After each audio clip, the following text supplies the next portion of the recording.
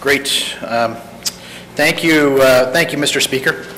As the Mayor indicated, I'd first like to thank all my EPC colleagues. The meetings for the budget started out way back in June. Remember, we were debating the utility side of things, and we were busy trying to get our budget documents done. I'd also like to thank our public service. Mr. Glenn Lobenstein, Mike Root. I worked closely with Mike. Mike's fantastic in terms of getting all the research, and I think we worked well together as a team, as well as Joanne Ferrier and Betty Holstrom. So thank you very much for your help. I'd also like to thank the Mayor for his leadership on this process. This budget is the 8th budget that this council has dealt with, and the final one before we go back to the voters. Each share of finance really brings something different to the budget process. And something that I'm very proud of, as the Mayor had indicated, is bringing the public consultations process back in the equation. For the first time in close to 15 years, we had pre-budget consultations. We had 2 sessions in January. We were able to get feedback from the public, get a sense on where we should be going in terms of direction that is there. We had some councillors came out, and we had public that came out that worked in small group sessions to put forth some ideas. But another item I think that was very important that we've introduced in the capital as well as the operating is in terms of some of the online stuff, the new media, if you will, that we brought into the equation. We get the CFO's blog where people can, number one, put online questionnaires, answer questionnaires, and tell us what we should be doing in the budget, as well as ongoing dialogue of questions that they have to the public. So I think it's a very important process that we go through. I'd like to see maybe an expansion of that next year. I know Councillor Gerbassi's had some good ideas of halfway through the process kind of getting forward, but I'd like to see that go forward if the voters bring me back. Hopefully they will. What this budget really means to me is in these challenging economic times, the budget maintains or enhances core services while freezing property taxes for a 13th consecutive year. It also enhances the small business tax credit, which means that small businesses can grow and prosper within our economy. It makes important investments in key strategic assets like Assiniboine Park. And it also puts us more money in, I think, the most top issue that we're facing here, putting more police officers and first responders on the street. In my opinion, quite simply, the budget improves the lives of Winnipeggers.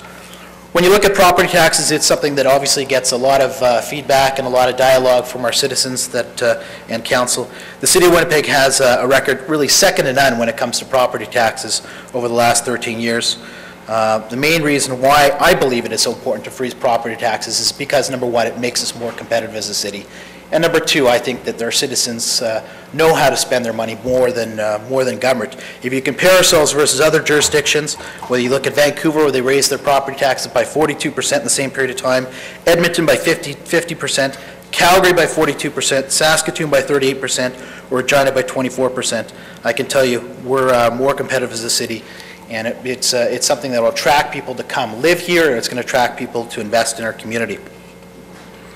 Now, some people have indicated now is the time to start jacking up the taxes on our citizens. And I can tell you, and I'm a realist, I do realize that at some point we are going to have to increase property taxes because of the fact that we're so reliant on that. We need to look at other funding sources that are there.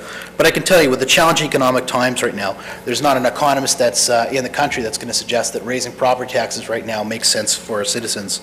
So I think we need to maintain that, and raiding our citizens' pockets to raise money, I think, is the last thing that government should take a look at. We're also incorporating $2.4 million of new development revenues from property taxes that have come online. You look at revenues and grants from the provincial government.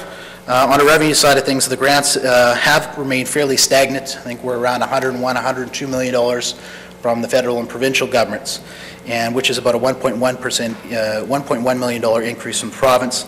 As we've talked about, I think there's probably unanimous support in this chamber that we need to move towards more of a growth-based tax revenue that would have a percentage of the PST, which would allow us, the city, because we're the driving force in the Manitoba economy, to grow as the economy is growing. Business taxes, I'm also very pleased that we're able to maintain or expand the business tax credit program. 36% of businesses The smallest businesses, our 4,372 businesses, will not have to pay the job-killing business tax. I think this is a very important step. 500 more businesses from this year as opposed to last year won't have to pay the business tax. This budget also puts more money, as I mentioned, to our top priority here at City Hall, public safety. We've had $18 million, or $5.8 million, to the budget over 2009. Since 2004, we've put over 130 new officers on the street, and I'm very pleased that 8 new officers will join the forces as well.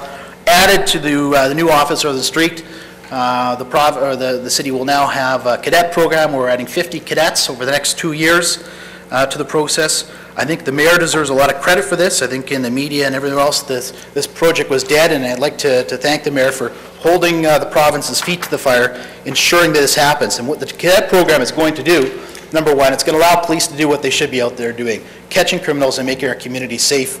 The cadet program is going to augment the programs that are there, and it's going to make a difference for people's lives, in my opinion. I'd also happy that the first responders, we put 12 new paramedics that are on the streets, 5 for inter-facility transfers that are there, as long with equipping all ambulances now with ALS, which I think is important, and it represents an important enhancement of services. Assiniboine Park is another area that we substantially increased the budget, $3.1 million, which represents about a 156% increase in the budget. With the leadership of the board and the 10-year business plan that they put forward, I can tell you this is probably one of the most important decisions, in my opinion, that this council makes. And the capital investments that we'll see, we're going to see some early progress, whether it be in terms of tripling the size of the duck pond, the family center, the natural play area that you're going to see bear fruit this year. The city's commitment also has fostered some development from the provincial and the federal level in terms of funding. It's also bringing some private sector donations into the park, which I think is a very good thing. It's going to make the Assiniboine Park the crown jewel of our park system, again, a national treasure that it should be.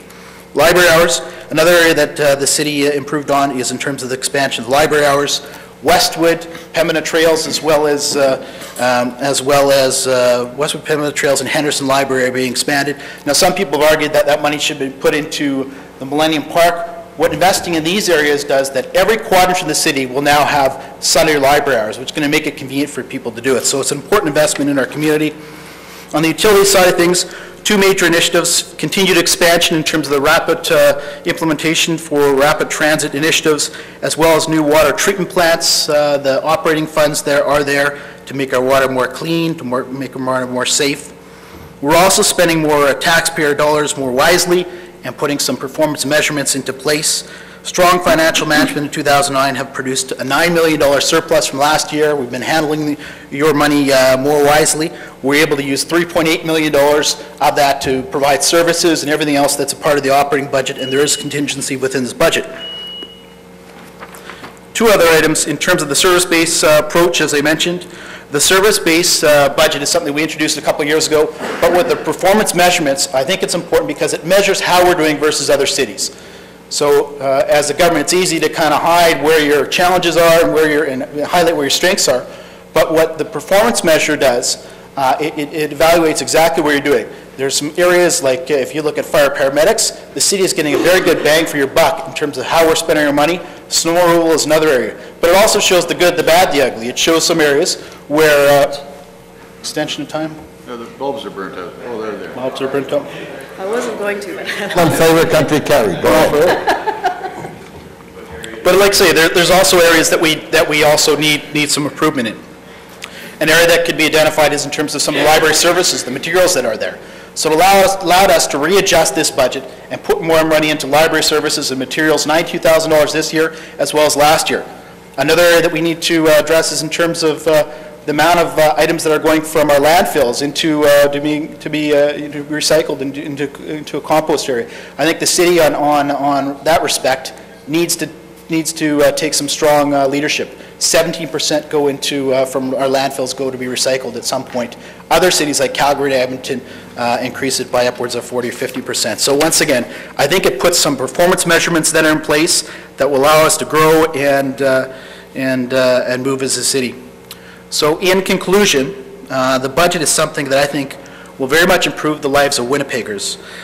It enhances the core services for our citizens while freezing property taxes, allowing our citizens to have more money to spend their money more wisely. We've got tax relief for small businesses that are going to allow them to grow and expand, as well as investing in these key areas, putting more police in the streets, making our community safer, the cadet program that's going to help augment the services that are there.